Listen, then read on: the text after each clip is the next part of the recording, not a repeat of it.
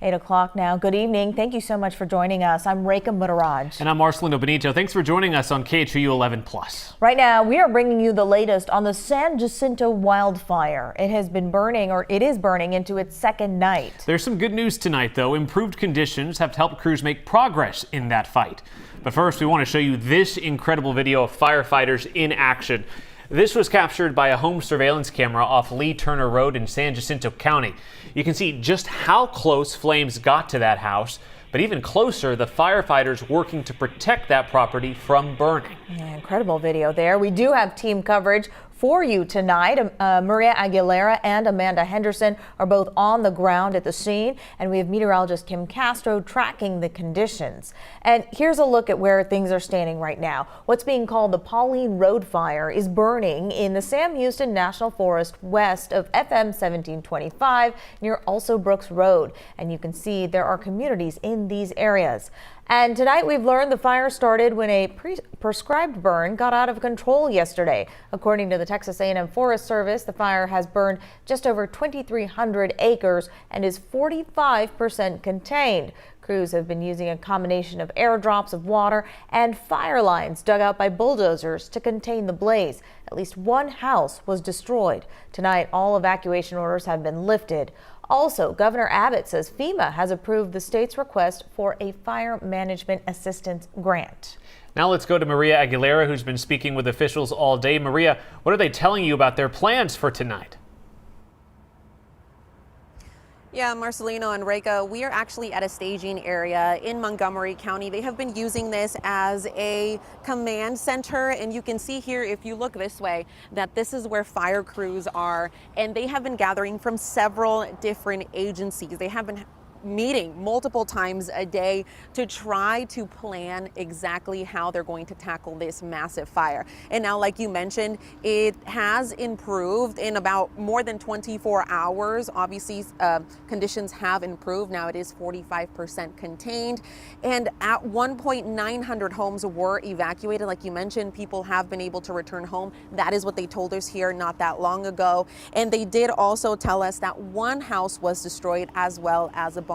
Now, Rekha, like you mentioned about the prescribed burn, we did learn that that is what caused the fire, but it is still under investigation because it was a prescribed burn. So that means that it was authorized. And so they're trying to figure out exactly how it got out of control. And they do tell me that if any charges that would have to come, or any criminal charges, that would come from the San Jacinto County DA's office. Now, take a look over here. I know it's pretty dark right now, but you can see all the different vehicles. These are crews. This is Office of Emergency Management. This is ESDs. These are fire crews, firefighters in two different counties here. That's Montgomery County and San Jacinto County that are both here. We are told that anywhere from 130 to 140 firefighters from all these different agencies are the ones that have been battling the flames, and they have been on the front lines. Now, we did learn that they are going to be here for the next few days. The massive flames that we did see yesterday, they have calmed down. Now, we are told that, that's more now smaller fires and obviously some other hot spots in areas that are still burning, but it's not quite what it was yesterday when it kept on moving. Now, they do tell me that the worst is seemingly behind us. It has now reached nearly 2,400 acres, and they do believe that that is the worst that it's going to get, because they do tell me the weather conditions are helping them with the containment. They do say that people can return to their home, and they do want people to know that they can sleep well tonight knowing their firefighters, again, more than 100 firefighters are going to be in the area making sure that no other fire rekindles. Again, here you can take a look. People are meeting. We have the county judge, we have Office of Emergency Management, and as far as we know, the last update that we received was about 6 o'clock, just 2 hours ago, and that's when they told us the good news of the containment and that it has been progressing and they don't expect it to spread much more. Of course, if anything changes, we will make sure to update you. You can see here now a constable with Precinct 4 in Montgomery County is arriving. Again, this has just been in and out for officials, first responders, and emergency crews here that have been really on the front lines of all of this to make sure that people are safe. Overall, we're told that with 900 homes being evacuated and really only one burned and one barn destroyed, they do say that this is good news and that they really tackle this as best as they could. So of course we're going to stay here, and we have more on what officials told us here today. We're going to have that tonight at 10, and what you can expect in the next few days. Back to you. They've been working nonstop, and another long night ahead. Maria, thanks so much. Yeah, we're joined now by Amanda Henderson, who's in Conroe, where people had taken their livestock to get them out of harm's way. Amanda. Yes, out here at Caney Creek Cowboy Church, it has been a full house with all of the animals out here, including some of these gorgeous horses that have been kept together if they've been at the same location. They've got water, they've got food, and they're even here saying hi to us right now. They're so adorable. But the good news about them being out here is that this is a free location for people to bring their animals. So last night when the evacuations were happening, you guys can tell it's getting dark out here, but even in the darkness, they found light to be able to bring their animals out here. You can tell they've got a little bit of an audience, and the calamity of the situation where everyone was being evacuated was also calmed by the fact that the pastor here, he was actually at the pulpit when he found out that his own home was in the evacuation center. So he quickly rushed over to his house to get his animals, while also making sure all of these animals here were also taken care of. Farm hands, as well as so many volunteers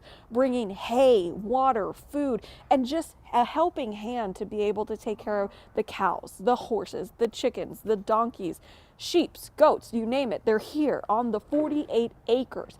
Now, these animals can stay here, but they are also able to be taken home for those houses that have been lifted out of the evacuation order. However, a lot of people have to get the trailers together, which are back here behind me, all put together if they were able to bring them here. So once they figure that out, they can take them home, but now they're all safe. You can kind of hear them off the screen here, guys. It's so cute. They've got their food, they've got their water. And if they're in pens like this together, just want to clarify exactly what this means. If they're in pens together or they're separate, that's dependent on which home they come from. So these two, they're together at a home together, so they can be in the same pen together, but they want to make sure, because they have so much land, they're able to spread them out as far as possible. A very, very wholesome thing that they're doing out here in Montgomery County.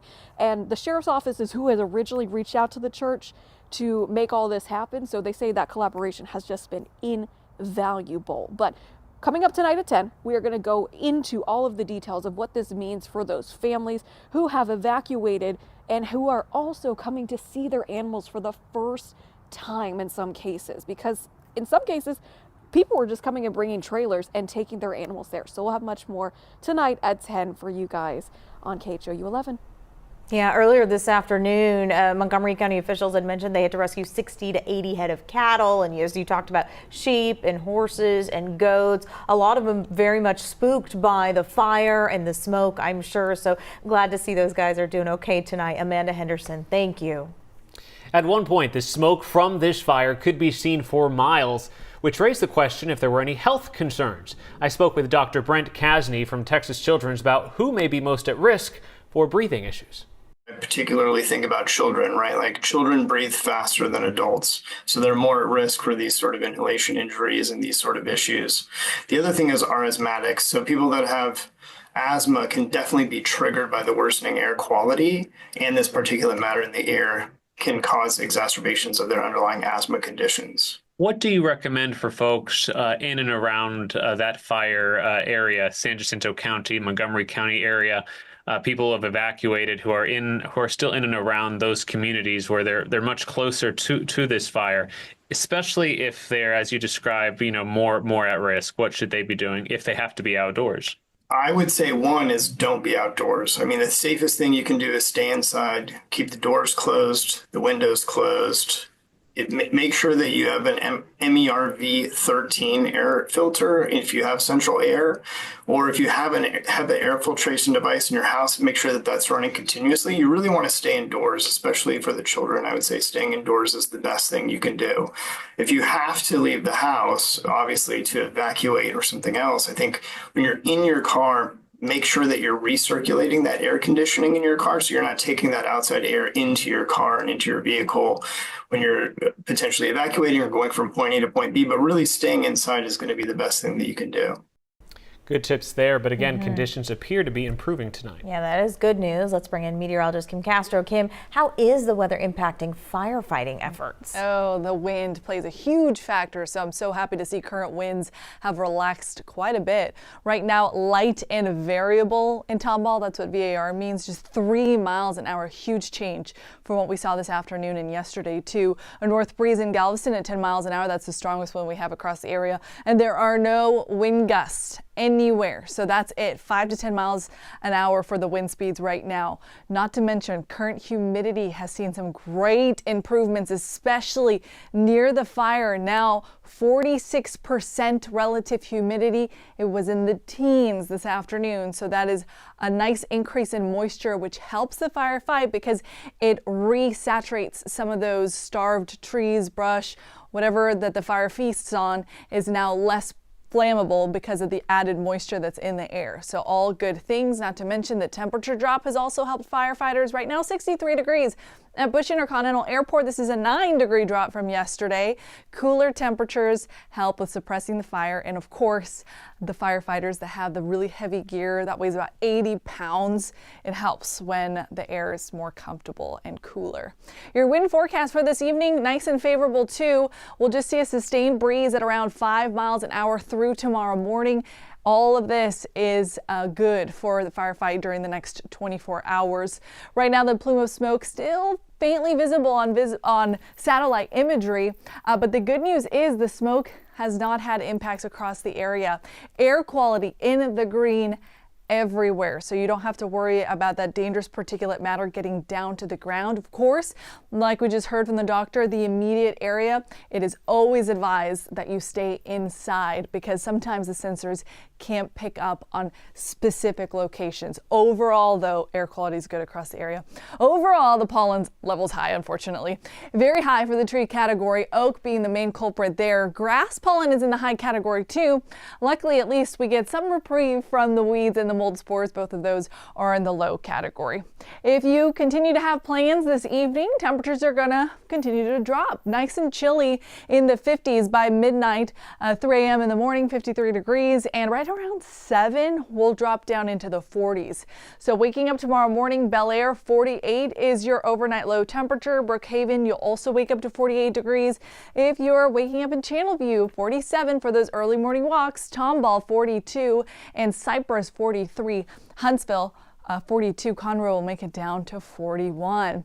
Are you headed to the rodeo on Friday? 74 degrees tomorrow afternoon at 2 o'clock, 71 by 7 with a nice full shot of sunshine all day on our Friday, and the high temperature manages to pop up to 76 degrees. A little bit warmer, a little bit more humid on Saturday, 82 degrees in case that's the day you're going for the final weekend of the rodeo. If you're going Sunday, you see that 40% chance. The early morning afternoon, I think it's going to be just fine. That storm chance comes in for the late night, and I say storm chance because we could even see a couple severe storms out of this. The slight risk, a 15% chance of us seeing severe storms, has now dropped further south, including northern Harris County. So travel on the I-45 corridor through the Woodlands through Spring is going to be impacted by our next storm system. So I'll take you through Future Track 5 o'clock. A couple of isolated light showers. This is energy streaming in from the Gulf. The actual front takes a few hours to get here. A couple of prefrontal showers by 8:30 possible, but notice the main bullseye of energy doesn't drop in until the overnight hours. So that's a snapshot at 2 in the morning. Showers starting to drop down from Huntsville to Conroe and then along the I-10 corridor for early Monday. The commute time frame is going to be one to watch. And I say you might not want to commute on Monday morning if you can work from home because we've got the threat of some hail-producing thunderstorms. You don't want to put your car through that. And we have the threat for some gusty wind. So please check back in with us throughout this weekend, watching the forecast at least once a day for any updates. As of now, your 7-day stands like this. Very nice tomorrow. Carefree on Saturday. Sunday night into Monday morning, the overnight hours will be tracking a storm system pushing through. The timeline on that will still have to be fine-tuned. Tuesday is nice and clear, and then more showers and storms expected for for late Wednesday into Thursday, guys. Good to know, Kim. Thank you. And we are following this wildfire closely. We're going to have more live coverage starting at 10 p.m. right here on KHOU 11+. Just download on your TV and watch for free. And we'll be back on TV after March Madness ends around 11. We hope to see you then.